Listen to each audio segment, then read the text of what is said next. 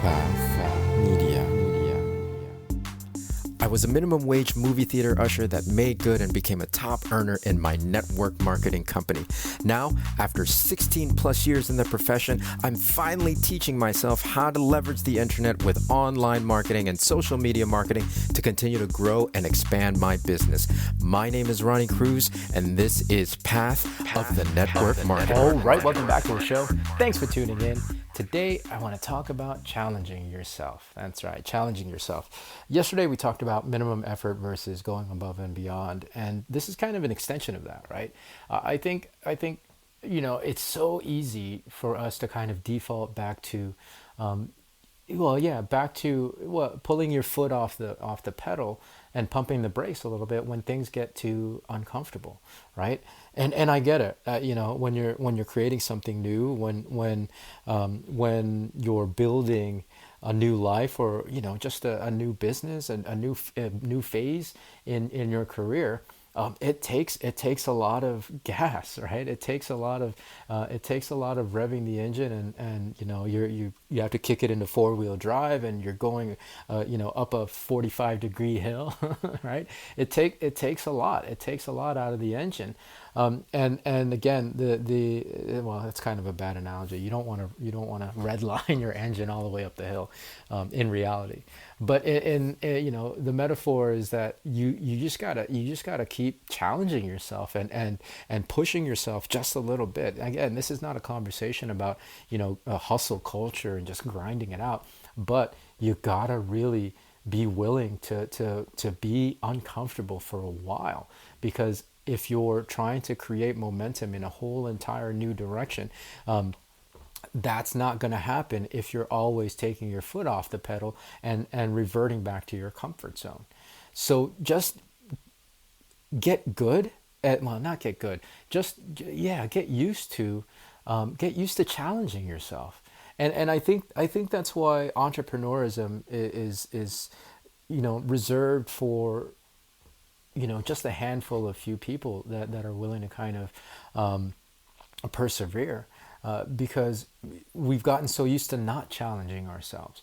The system is set up so that we can fall back on it, and I get it, right? Like it's an awesome structure that society has set up. On the species level, right? On the big scale, there are definitely things that need to be fixed. However, I think largely it's made the species a little complacent and again settled in. Now, that's not to say you won't face challenges, and that's why I think it's important to just purposefully challenging yourself, because challenges and struggles will ultimately come your way, right? The storms will cycle through in every phase of life, and they'll cycle through on a regular basis. And so if you're not challenging yourself, you're actually making yourself less and less equipped to be able to weather those challenges and weather the storm. So if you do it proactively, if you're continually challenging yourself, not only do you make yourself more resilient to facing the challenges when they come across your way, but you can also start being, you can start pushing yourself to building and creating new outcomes in your life, right? And you can start doing that purposefully and intentionally. But that won't happen unless you're regularly challenging yourself and you get accustomed and you quote unquote build the muscle of challenging yourself, right? All right, it's like one of the analogies that I like to use is if you like, I'm a runner, okay, so I'm a long distance runner, and I know that if I go too long without running, which I have because of my injury over the winter, the bottom of your feet get very we call it baby feet, right? And so when you go for your first 5K, if you've been off for like 3 months, the bottom of your feet are going to be very tender because they're not used to the pounding anymore, right? They're not used to the daily runs. It's the same thing. If you're not continually challenging yourself and pushing yourself, you're going to get very soft. And so when the challenges do inevitably come, you'll be less you'll be less equipped and less apt to be able to deal with it. So continually challenge yourself, right? Push yourself, and all, the other benefit is that you'll actually start to discover what you're really capable of, right? You'll start to be able to tap into your, what I believe is an infinite capability. I mean, I've been doing this for my entire adult life, and I'm always discovering that I can do more. And again, this is not a conversation about hustle culture.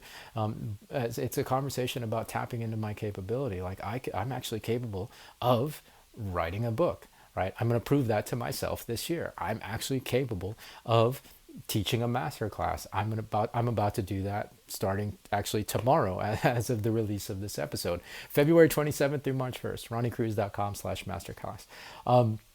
So you just kind of continually challenge yourself, and it's an amazing journey of discovery.